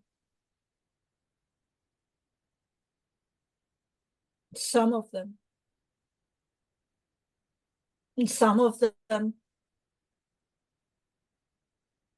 probably more than not, are being created by your negative military and governments, and even secret companies that operate, or companies that operate in secret and underground. And we do quite literally mean underground, beneath your oceans, beneath your mountains, inside your mountains. But Area 51 is a prime example of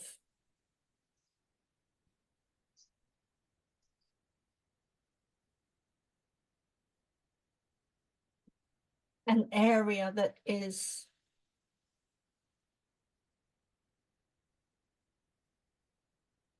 was secret.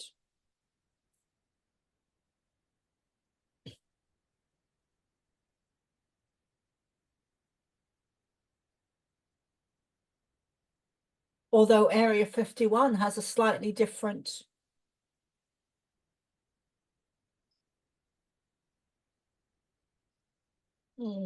purpose, reason for being. Mostly experiments. But going back to your question about the weather,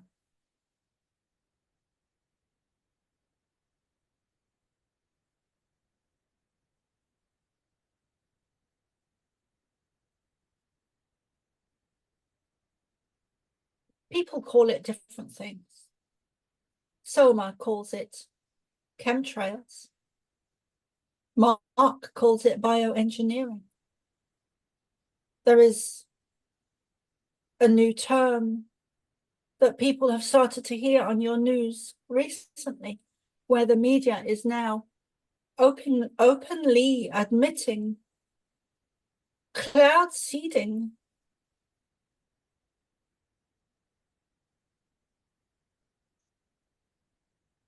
Soma saw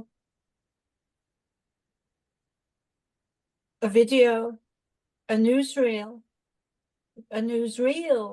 the other day on cloud seeding, on the mainstream media, on her phone, where they were doing an interview and they openly admitted that they had been doing cloud seeding since the 1940s.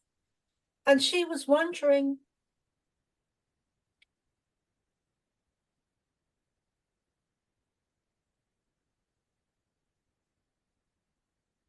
with a lot of anger, she was wondering what happened to when they were in denial of chemtrails, as she calls them, and all those thousands of people, truthers and light workers, that have been speaking out about this for so long. And she included herself in this group that have been speaking out for so long. Hold on. About chemtrails. And she wondered quite angrily how the media could be so dismissive and not take into account all these people that have been called conspiracy theories and mocked. And here the media is announcing quite proudly that they have been cloud seeding since 1940. And yet 10 years ago, this would have been, should a light worker have said this 10 years ago, or a truther, or a psychic, or a medium, or a channeler, whatever you want to label yourselves as, would have been laughed at, and was laughed at. And here yet the media is now announcing. So we wonder how long it will take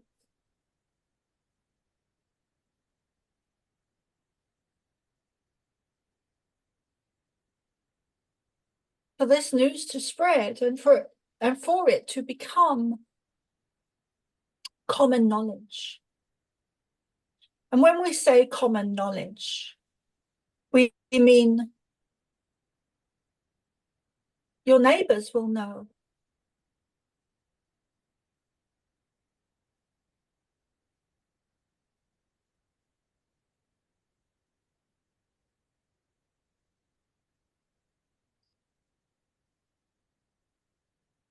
So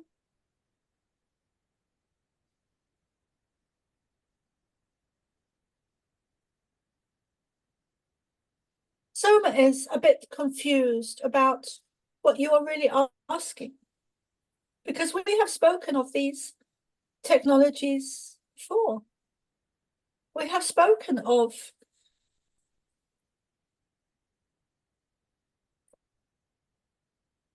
your Earth changes and their technology being used in a negative way.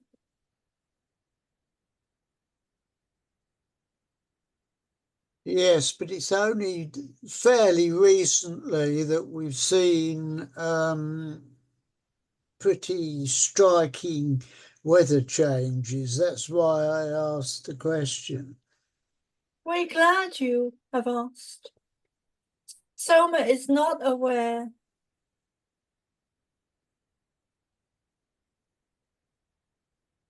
of any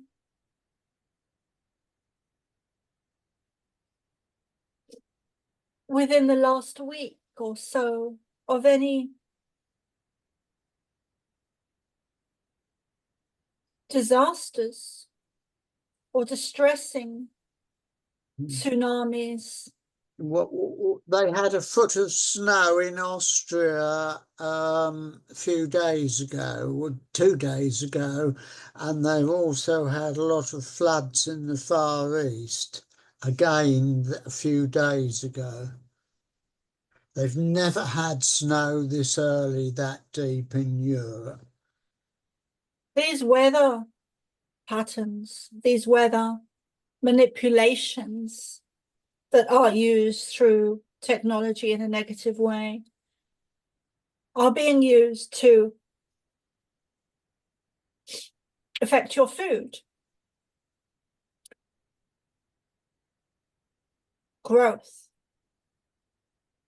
to affect the earth in very localized areas, to affect in a negative way, to create, food shortages and the likes of, to create famine, to create disease.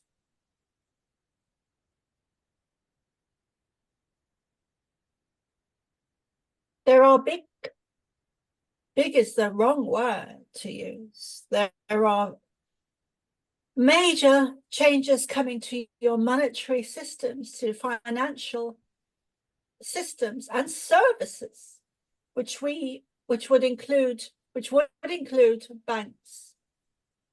Your farmers have been protesting for some time now And this has been falling on deaf ears.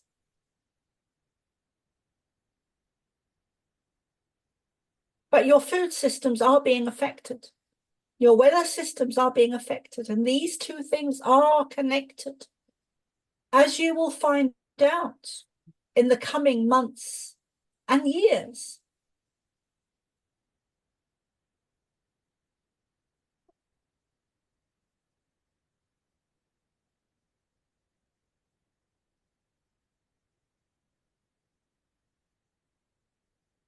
I have a question.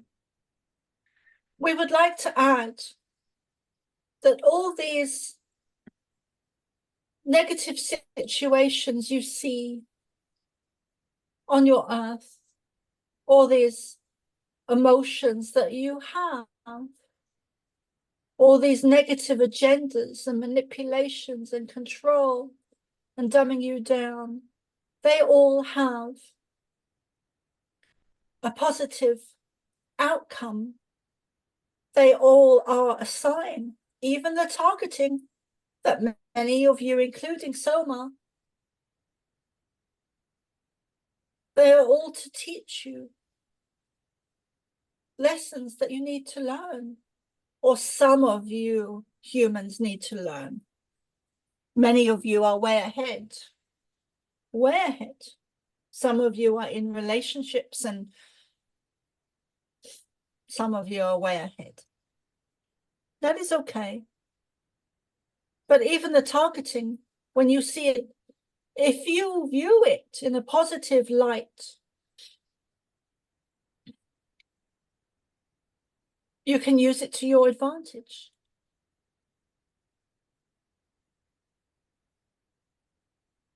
See the positive. See the negative and take the positive lessons from it. Learn from, take positive action from the negative agenda. Stand in your power. Learn to protect yourself. Learn to stand in your I am presence. Take back your power. Move forward, shine, speak your truth, be vulnerable if you need to.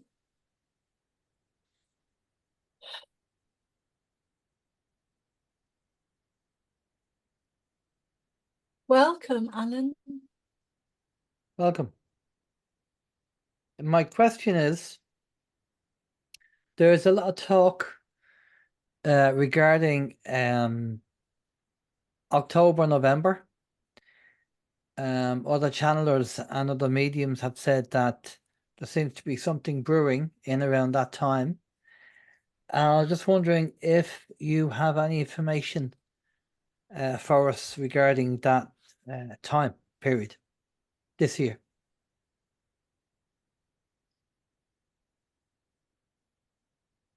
We have been saying for some time, okay, hold on, that there are changes coming to your planet.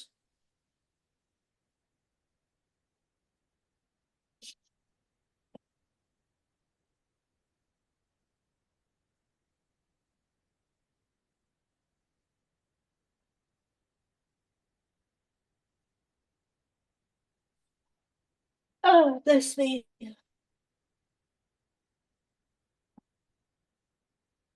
We often, you perhaps won't be aware of this, Alan, but we often do, we would like to, Soma would like to scratch the word perhaps, but we often do give dates, and we often do give, we don't like to use the word predictions, but foresight or possibilities to come. These could be described as predictions.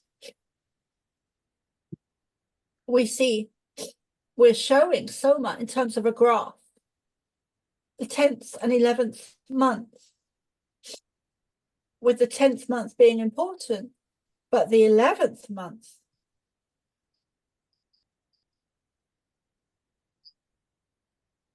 at a higher grade of intensity. So whatever happens in the 10th month, there will be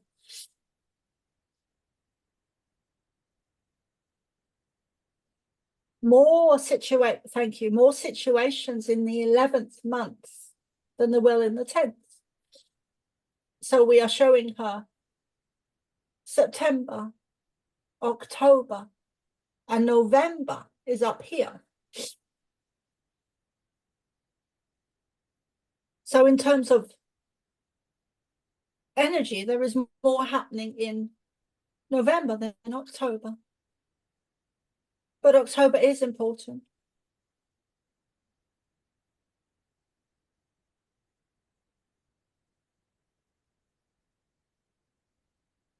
You are in for a rough ride.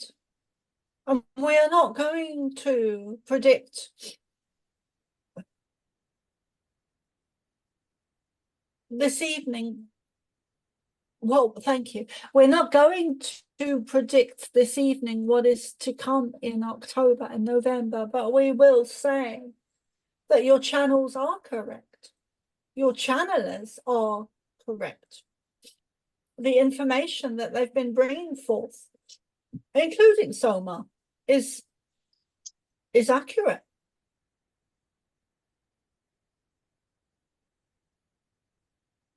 You will see, you will not so much see, but you will become more aware of there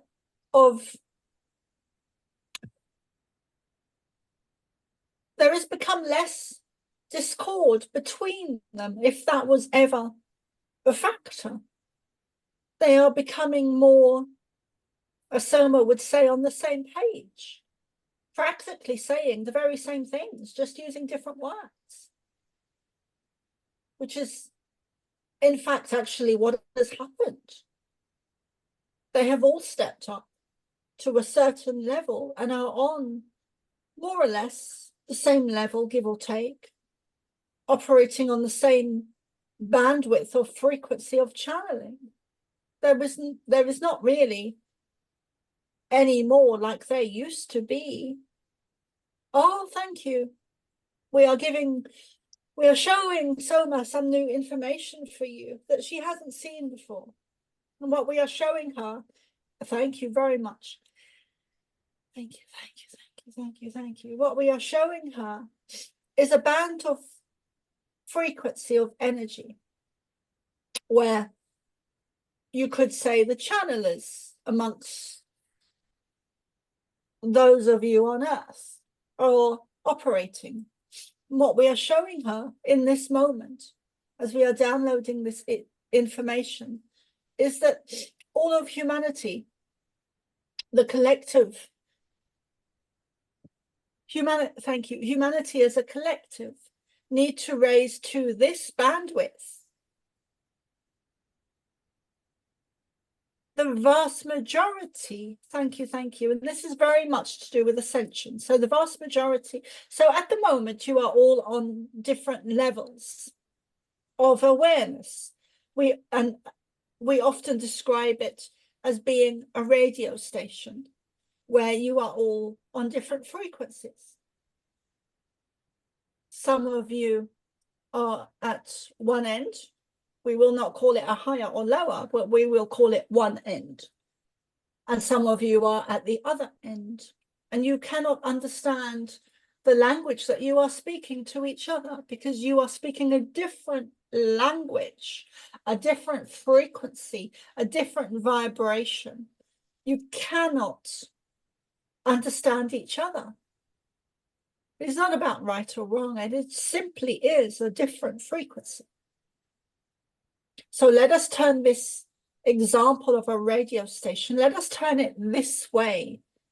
So you have the channelers up here, and the light workers up here, and the shamans up here, and the mystics up here, and the truthers up here, and the activists up here, operating at a higher frequency. What is happening is that the channelers are now more or less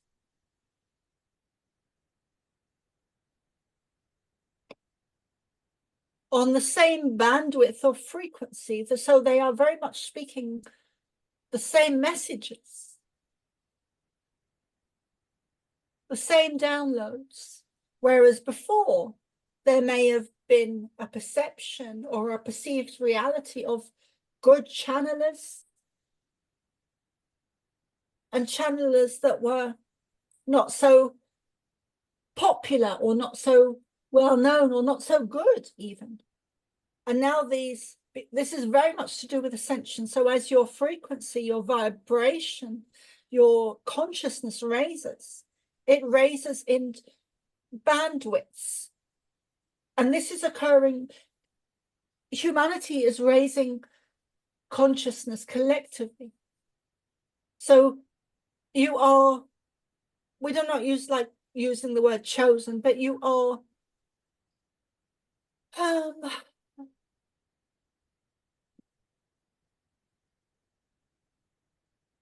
the way, thank you, the way showers. You are the way showers for others.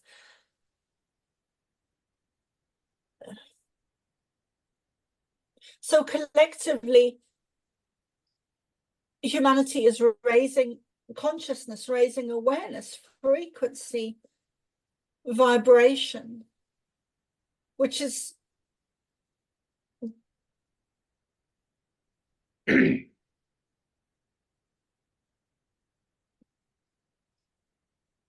hold on one second, which is an essential, thank you, an essential part of ascension is the raising of frequency, of vibration. Ascension cannot happen without this process. With the channelers, not just the channelers, but the psychics, the mediums, the light workers, the shaman, the mystic, the truthers, the activists, all operating at a higher frequency or one end of the spectrum. And the rest will follow. You are the way showers. This thank you, this bandwidth that we are explaining where the channelers are, or the light workers are, or the psychics, or the mediums, and there are variations of psychics and mediums. Actually, there are variations of their frequency and what level they're operating at. But this is the bandwidth or level of frequency that all of humanity needs to reach. All of humanity needs to reach collectively in order for you to move into an ascension, because you do it collectively. You do not do it separately. You do not do it separately. You can reach certain stages or levels or even dimensions and frequencies individually, as many of you have done. But to do it collectively, you will reach this level of awareness, and then collectively you will move forward. Some of you, there are many, we use the term humans loosely. There are many beings on your planet now who are in your governments and other systems on Earth who will not make the grade. And the divide will become so great that you will no longer be in an awareness of each other, because the energy between you will become too great that you cannot see each other. It will become, and a good example would be a blind man cannot see. A blind man cannot see, and a deaf man cannot hear. This is a very good example to give you. They will not see you, and they will not hear you. They will not understand your language, because you are operating with outside, thank you. You are operating outside of their spectrum of light. They will not be able to see you.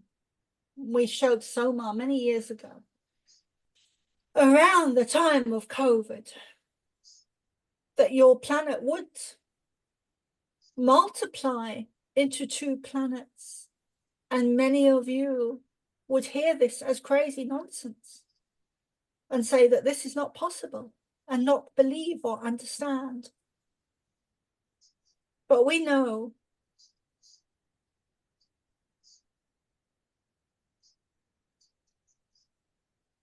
that this is the case and was the case when we shared this with her about your Earth not splitting into 2, but multiplying into 2 new Earths, and even beyond that. When we first gave her this example, we described it as 2 Earths, but it is many more than that. Many more than 2.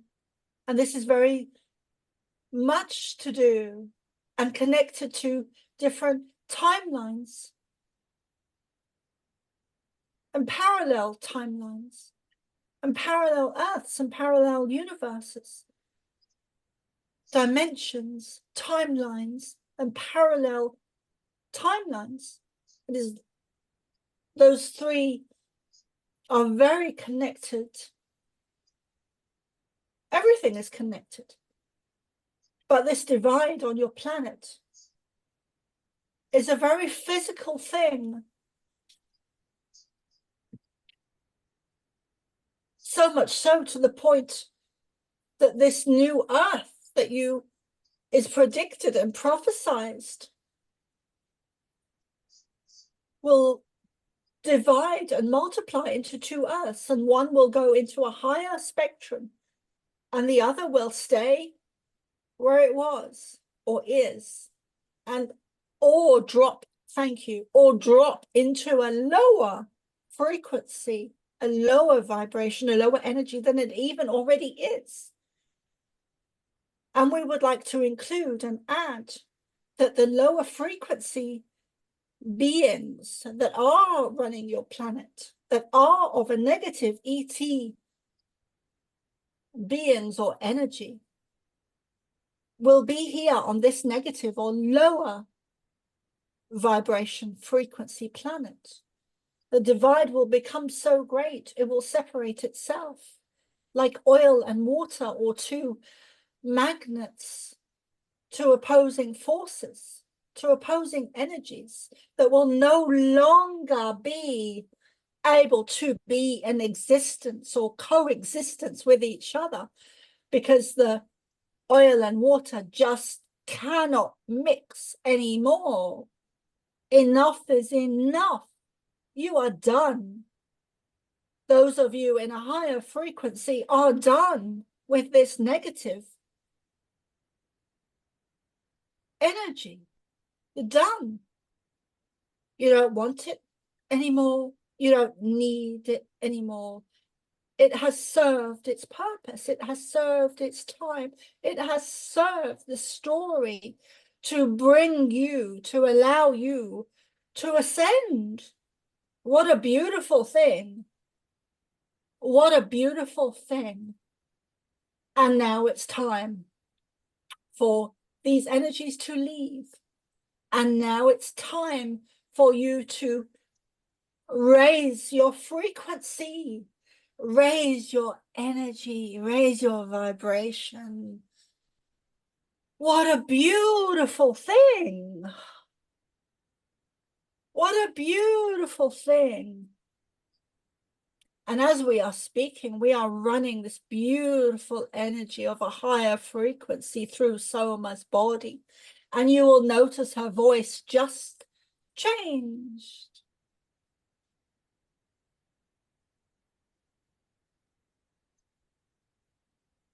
One of the reasons is because of this energy that we're running through her body. Such a beautiful thing to be part of ascension and this higher frequency that is without all the negative targeting and technology on your planet, the chemtrails, the food, all systems, and all ways that you are targeted that keep you in a lower frequency, or bring you from up here down into a lower frequency, which DM sometimes struggles with Soma in his perception or his understanding or his perception of perspective. Oh, here she goes again, being negatively targeted again. This is a process. Can I just jump in very quickly? I'd hate to interrupt the channeling. I do have to make a move, unfortunately. So I'd like to wish the channel, the Pleiades, and Carol, thank you for inviting me on to the group, and thanks everybody for having a great chat. But I have to make a move. But listen, take care, and thank you again for everything. And we hope to see you soon again. I'll have a chat with Carol during the week. I'm sure we can sort something out. But thank you everybody, and thank you again for the channeling. Cheers, Alan.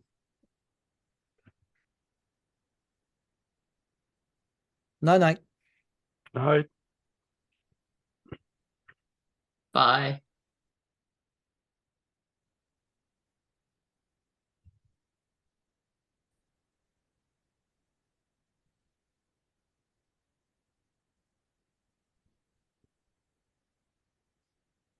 Let us take a break.